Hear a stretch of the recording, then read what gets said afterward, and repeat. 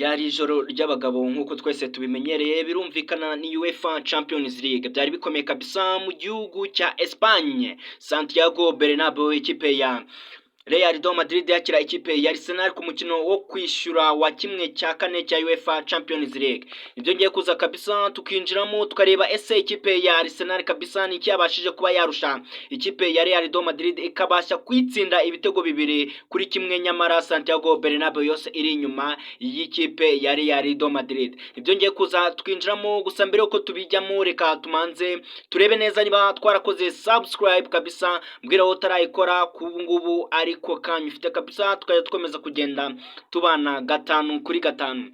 Reka tumanze twinjire mu mukino neza kabisa, tumanze turebe ese niki ikipe ya Arsenal kabisa, cyangwa se niki imibare yavugaga kuri ekipe ya Arsenal ndetse n'ikipe ya Real Madrid mu mikino yahuje aya makipe yombi. Bwari ubwa mbere ikipe ya Real Madrid yaribonye igitego mwiza muri ikipe ya Arsenal ubwo ikipe ya Arsenal yatsindaga ibitego bibiri kuri kimwe.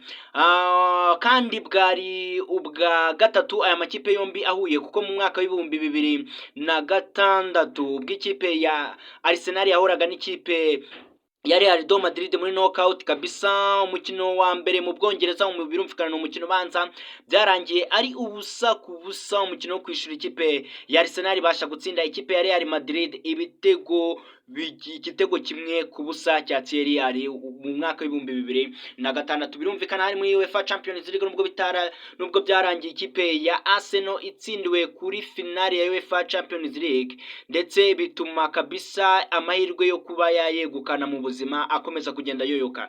Rero kuri iri joro byari byahindutse, ikipe ya Arsenal kabisa ititaye kabisa kuko ukuntu bari bayiteguye bavuga ati ni remontada, haba kuva ku mufana kugera ku mukinnyi w'ikipe ya FC Barcelona wa Real Madrid US yakubwiraga ko remontada ishoboka, gusa ntabwo ariko byaje kugenda, kuko ku munota wa 13 wonyine ikipe ya Arsenal yaje kubona penalty. Martin Odegaard ahitamo kuyereza Bukayo Saka, nubwo Bukayo Saka atabashije kugira amahirwe yo kuba yayitsinda mu izamu, birangira ari ibitego half time, birangira ari ubusa ku busa. Bajya kuruhuka nubwo ikipe ya Real Madrid naho ku munota wa 20 yaje kuba ibona penalty, gusa VAR iracekinga baza kwemeza yuko kabisa uwo bita Rodrigo Goes kabisa yaje kuba arariramo mbere yuko baza gukorera ikosa Kylian Mbappe. Rero byaje kurangira half time ari ubusa ku busa, baza kwinjira mu gice cya kabiri kabisa, ubona ko ikipe ya Real Madrid yageragezaga kwataka, ariko ikipe ya Arsenal nayo ntabwo yaryamaga mu izamu, ko yageragezaga uburyo bwo gutera ama counter attack biciye ku bakinnyi nka Bukayo Saka bo mu mpande ndetse na Martinelli b'ikipe ya Arsenal. Byakomeje gutyo rero amakipe akomeza kugenda yatakana, gusa ntabwo byaje koroha ubwo Bukayo Saka yabonagamo yateraga ishot kabisa kuri passe nziza yarahawe na Declan Rice, aza kumuhereza passe nziza, aza kugashibura imbere y'umuzamu Thibaut Courtois wari wigize akara kajyahe, biza kuba igitego cya mbere ku munota ndakeka ni mu minota wa 68 wa 70. Match rero byakomeje gutyo birakomeza amakipe yombi. Ikipe ya Real Madrid iza kugerageza gukora impinduka, aho yaje gusimbuza Kylian Mbappe ikazanamo uyu mukinnyi muto w'umunya Brazil Endrick kabisa, usigaye utayira ikipe ya Real Madrid kabisa, umusimbura aza gusimbura, gusa agira match mbi, kwisanga mu bakinnyi nk'aba William Saliba, kwisanga mu bakinnyi nk'aba Kiwior w'ikipe ya Arsenal. Nta kintu yari bukore kabisa, iyi yari grand joueur kabisa ku mpande zombi, yari match komeye.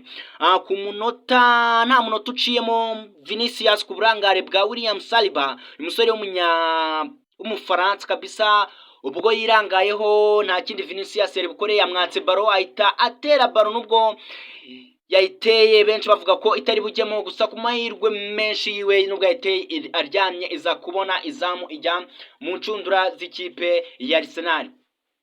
Gusa ntabwo byaje kurangira gutyo, ko ku munota wa 90 nanone kuri contre attaque y'ikipe ya Arsenal, Martinelli yaje kuba asiga aba defenseur bose b'ikipe ya Real do Madrid, aza kuba yaterekamo igitego cyiza kabisa.